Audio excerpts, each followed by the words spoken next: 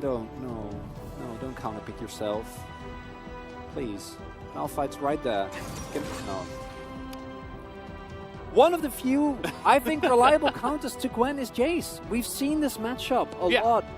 You don't need the Gwen either. Red Force, their current form, I would have liked to see something a little bit safer. I think against Gen G, they're taking a big risk here, but the payoff can be huge as well.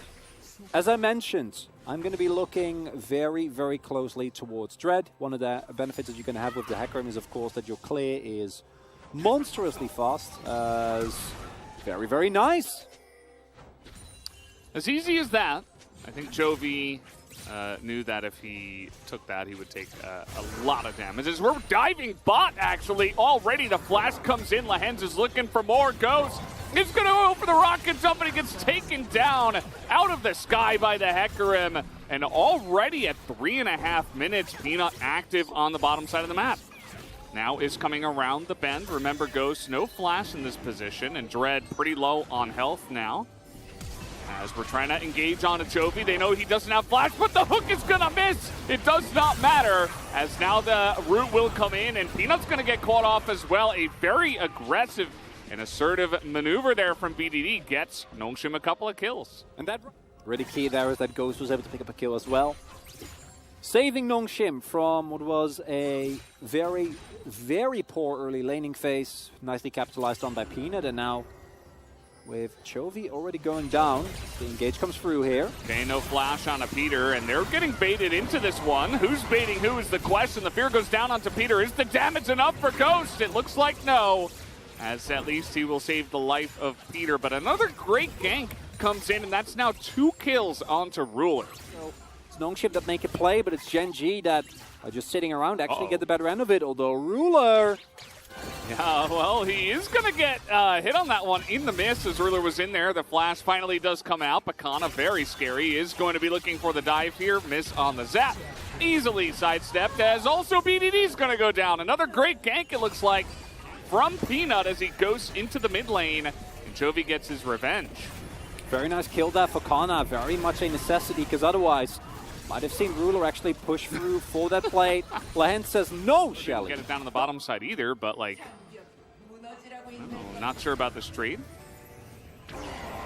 As it is just a very nice example again of what this horse can provide. And here, even getting caught in the chompers, does get the order off crucially, which allows him to get the second activation of his needles so that he can actually run down. Nice movement there as well, making sure that the zap doesn't hit him. I think it would. That is the current case, at least in this first game. As now Gen G, they're confident to step forward and start looking to steal stuff here as the engage will come in. A big wombo combo as Nautilus does eat a lot of the pressure, though, as Peanut a little bit in no man's land. And now Kana on the front line getting those needles down 2v1 in the bottom side. As Dread is not able to get the kill onto Peanut. Still the fight going on in here. Toby is just AoEing everybody down and providing a front line here for Ruler.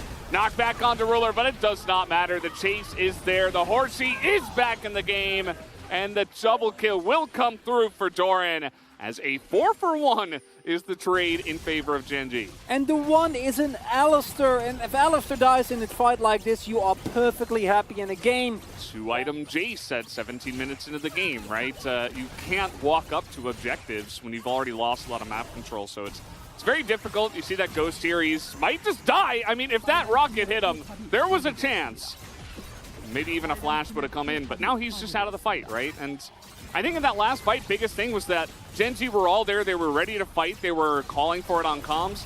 Nongshim looked a little bit, out of place. Not everybody was there. Ghost wasn't laying in the damage. And I don't know, Gen G's just had a better plan, and they played around their spikes better, as you talked about. They do know this is happening, as they are going to get the hook onto Lehens. But look at the damage on the Baron. Like, even if Lehens goes down, it's unfortunately not a huge deal, as they're actually looking to turn it around. Look at the damage that the Jinx already does, as in goes Peanut. Lehens took the brunt of that damage, as now Kana just desperately trying to get the kill here, but he won't even get that, and Lehens is going to shut him down, as Peanut super fed here on the horse as well, still looking for more and more. As Nongshim in a little bit of trouble. Kind of a funky shot blast there, but I don't think it matters at this point. Gen G, they might just push in and end the game at this point. They very well should have the Baron buff available. Only people alive are the Tristana with no power, and Dread, even on his trusty Lee Sin, was not able to get anything done here. And this is an exceedingly dominant performance here from Gen G in the first game of the night.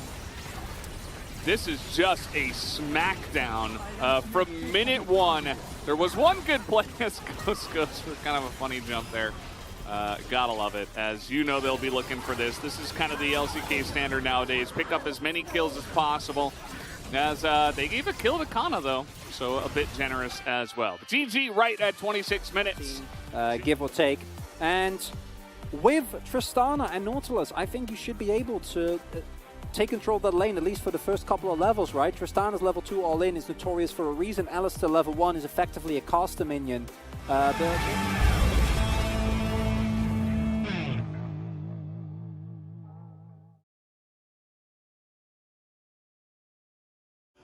Will be the Gragas.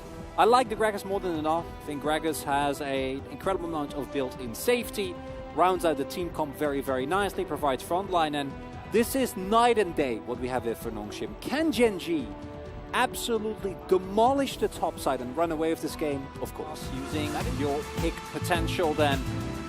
This is a much more manageable game for Nongshim. But even the matchups that they were supposed to win in the previous game were kind of just won by Gen G regardless. If Peanut is able to set up an early dive, again, bolstered by the amount of vision that they have available here, this is where he's most vulnerable, and if either Doran or Peanut gets a kill here, that post 6 is going to be a lot harder as well. Oh boy. And this is what you got to deal with when you're Kana, right? He's trying to weave in and outs here of the minions, but the dive is not great, and they spot the Lee Sin coming in as well. So Peanut and Doran on the run here. Peanut will get slowed up by the barrel. Kana still getting in there, but nothing will amount of it. Really nicely done by Kana there to use his W to reduce the damage. Now the return gank. Yeah, he's here. The flash comes in. The spear lands, and that is first blood. Did not expect him to be all the way around. He put down a ward, but it was too little, too late. Oh, the Peanut giggle there in the camps. But he doesn't have to say, okay, we're doing the dragon. He's just going to walk away from that, act like he's scared. And this will be an early Hextech Drake to the side of Gen G. As the smite will come in, and Peanut will live. Gets his upgraded smite as well.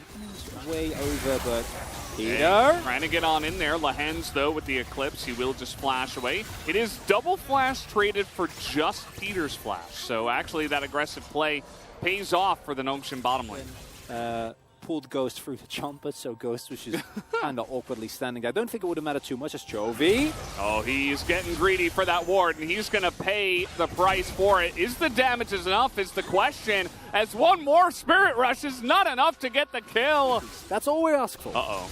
Chovy is in trouble here, as, he's going to dodge that, and he gets out on the edge of the Realm Warp.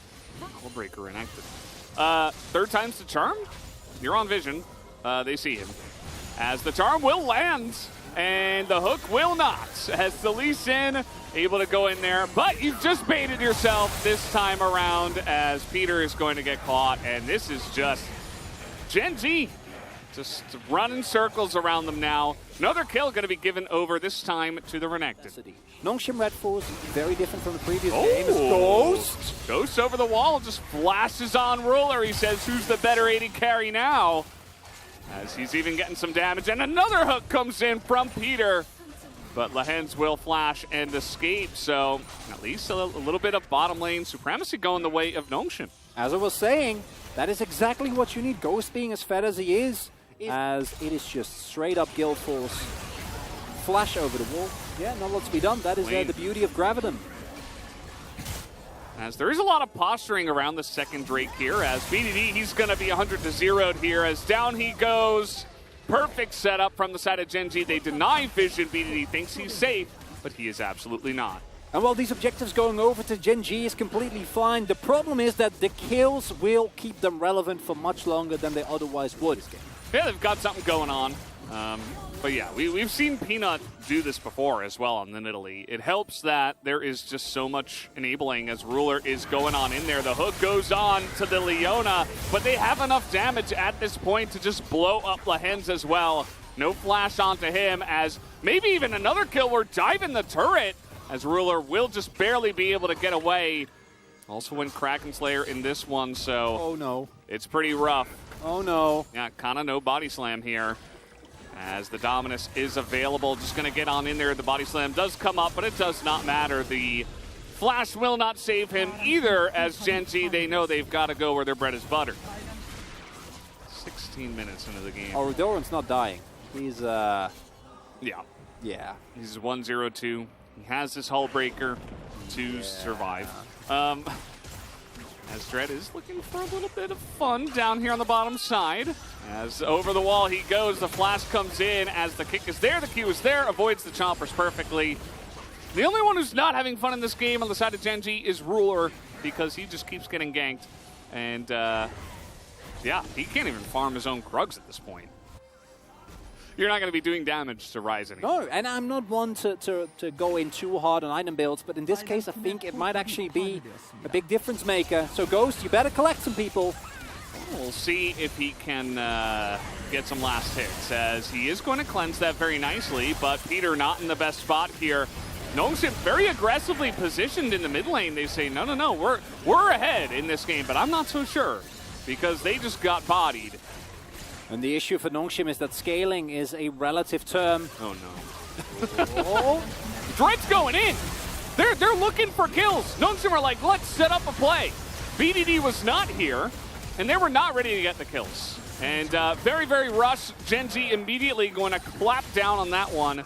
As meanwhile, Doran's not even here. No. He's just breaking some hulls, man. It's in the name of the item. That's all he's doing. Doran, unbodied. The crocodile in his natural habitat. I guess not, because he's destroying structures, which is yeah. I think you could pretty much play anything. 5 and win. Yordles, maybe, but not 5 Teemos. Jovi is not losing health. And Nongshim are still trying to set up plays. Doran's in your base. Doran is in your base, okay? Like, you are not getting away from this. And nobody is going to kill Doran. You were right at the end of the day, Chronicler. He will live. And game number 2 is going to be quicker than game number 1. Well, Lahens might die here. Okay, he's got a stopwatch. There you go, best item in the game. They're just going to knock down these structures. Will they go for the end is the only question on their minds. And it looks like they will. They have the ability to at this point. 12,000 gold the lead now for Gen G at 22 minutes. I just want to remind, we haven't seen this Gen G face off against T1 yet. And that's got to be what's everyone thinking about, right? Because this is such an insanely dominant performance. The confidence to just lock in the composition and then actually play it out. 2 times in a row, Gen G playing around the playing around the power beautifully. They're not going to end here, right? I think that's the right call, honestly. Oh, like, wow. Don't Teleport. wait. Nongshim trying to speed this one up. They're trying to go home as fast as possible. Okay, nice charm onto Jovi. You did about 10 damage there. No! Nicely done as the Croc. This time, he's in his natural habitat. This game is over, guys. Not much else to say about this one. Gen G will close the door in 23.5 minutes. And I wasn't joking when I said Nongshim were trying to end this one as soon as possible. It has been painful. They have been bullied. But that's what happens sometimes. 14,000 gold the lead. Gen G will smack them down once again. It's not every day that Ruler, just gets to sit on the bus and just, get driven to the victory. Truck along. Yeah.